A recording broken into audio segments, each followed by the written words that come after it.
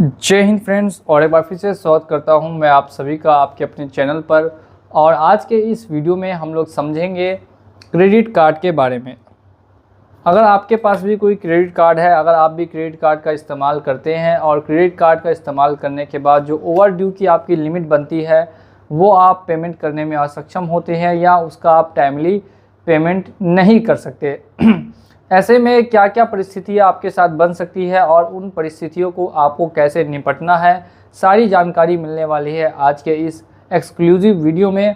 तो वीडियो में अंत तक अगर बने रहेंगे तो पूरी जानकारी आपको ज़रूर से ज़रूर मिल जाएगी। तो एक बार फिर से स्वागत करना चाहूँगा मैं आप सभी का आपके अपने चैनल लोन हेल्प इंडिया पे। और अगर आपने चैनल को अभी तक सब्सक्राइब नहीं किया है तो बेल आइकन प्रेस कर दीजिए और चैनल को सब्सक्राइब कर दीजिए। सबसे पहले बात करते हैं क्रेडिट कार्ड। क्रेडिट कार्ड आपको डिफरेंट बैंक्स का होता है।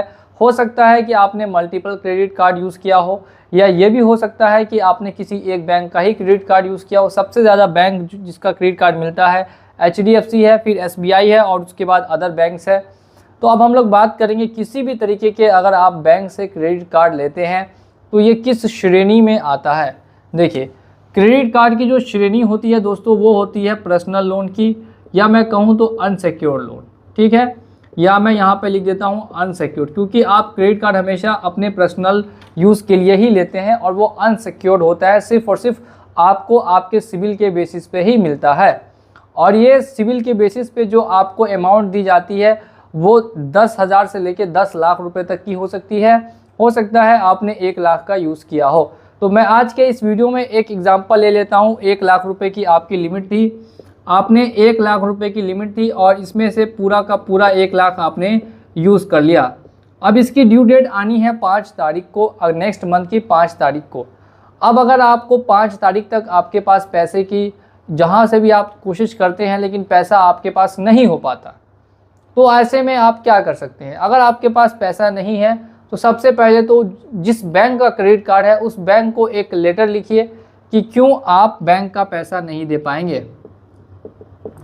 ठीक है, ये लेटर अगर आप लिखते हैं क्रेडिट कार्ड की कंपनी को तो उनको कम से कम इतनी जानकारी हो जाएगी कि अभी फ़िलहाल आप उनका पैसा देने में असक्षम हैं। इतना करने के बाद भी आपको जो कॉल्स वगैरह है वो आना कम तो हो सकते हैं, लेकिन 100% पूरी तरीके से बंद नहीं होते।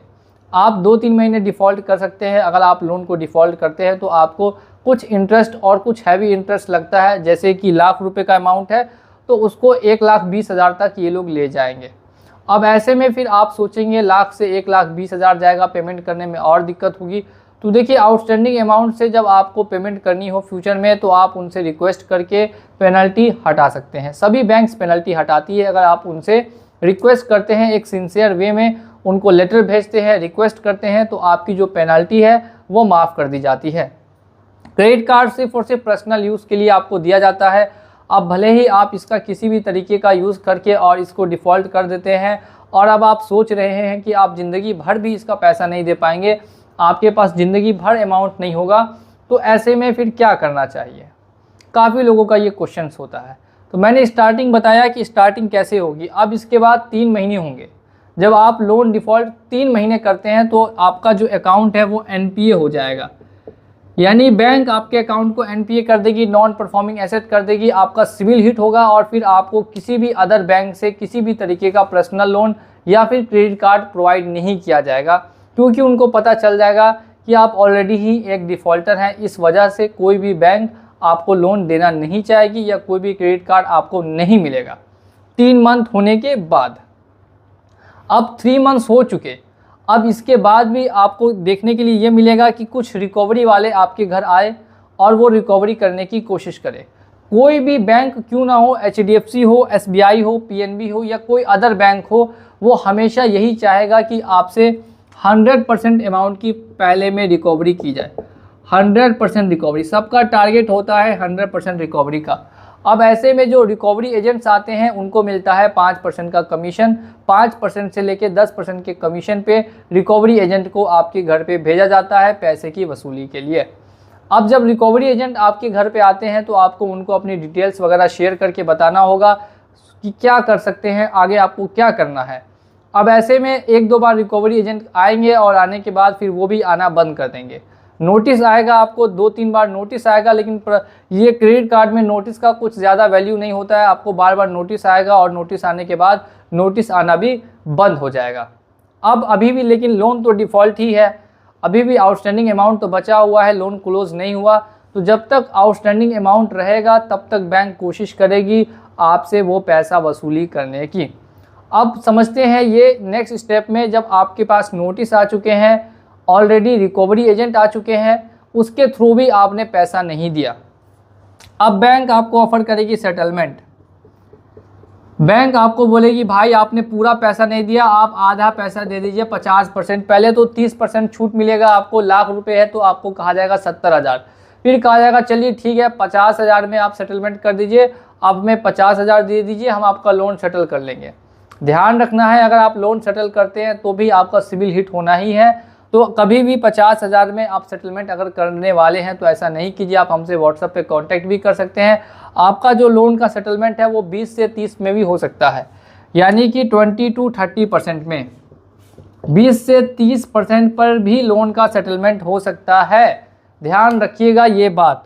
अब अगर आप लोन का सेटलमेंट करते हैं, जैसे ही कि 1 लाख का लोन है, तो वो अगर आपको 20 से 30% पे सेटलमेंट करना है तो इसके लिए आज अगर डिफ़ॉल्ट हुआ है तो आपको कम से कम 6, 7, 8 महीने का वेट करना पड़ेगा, और हो सकता है कि 1 साल तक का वेट करना पड़े। इस बीच में जो रिकवरी के स्टेप्स हैं उनको अगर आप रोकना चाहते हैं कि आपके ऊपर कोई रिकवरी का स्टेप ना लिया जाए, तो ऐसे में उनको आपको एक नोटिस देना होगा कि क्या आपके साथ सिचुएशन है, क्या आपके पास जॉब नहीं है, क्या आपके पास कोई मेडिकल इशू है, या किसी और तरीके की दिक्कत है जिस वजह से आप उनका पेमेंट नहीं कर सकते या पेमेंट करने में बहुत ही ज़्यादा असमर्थ हैं। अगर ऐसा कुछ इशू आप बना के उनको देते हैं तो वो रिकवरी के स्टेप्स को रोक देंगे। अब ऐसे में कॉल्स फिर भी आएंगी ही आएंगी, लेकिन जो एजेंट्स वगैरह है वो आना बंद कर देंगे। अब यहाँ पे बात कर लेते हैं सेटलमेंट के ऊपर, कि अगर आप सेटलमेंट भी नहीं करते लोन का अमाउंट, तब देखिए जब 1-2 साल होगा तो कंपनी के ऊपर प्रेशर और बनेगा, और फिर कंपनी क्या करेगी, तो अगर आप लोन को सेटलमेंट नहीं करेंगे तो कंपनी के पास 2 ऑप्शन होता है। पहला होता है राइट ऑफ का, और दूसरा ऑप्शन होता है कि समन देना। अगर आपका अमाउंट ज़्यादा है तो हो सकता है कि कंपनी आपको समन दे और आपको कोर्ट में बुलाए कि भाई साहब आपने क्यों पेमेंट नहीं किया, अब आप कोर्ट में आइए। पहला तो ये केस देखने के लिए मिलेगा।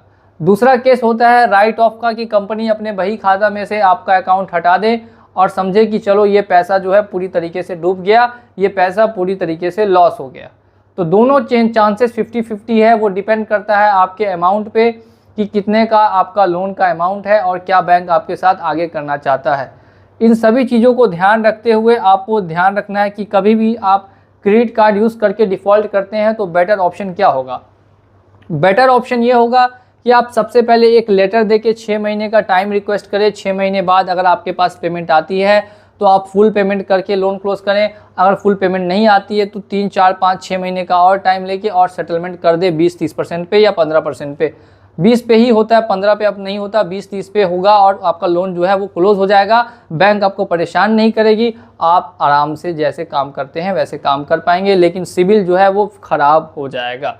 तो ध्यान रखना है, दोनों आपके पास ऑप्शन हमेशा उपलब्ध रहेंगे। वो डिपेंड करता है कि आप क्या करना चाहते हैं। आप इसके रिगार्डिंग और अगर आपको वीडियोस चाहिए तो आप हमारे चैनल को सब्सक्राइब कर लीजिए। हमारे चैनल पर 1000 से भी ज़्यादा लोन से रिलेटेड वीडियोस आपको मिलती रहेंगी। इसी के साथ अगर वीडियो पसंद आई हो तो वीडियो को लाइक कीजिएगा।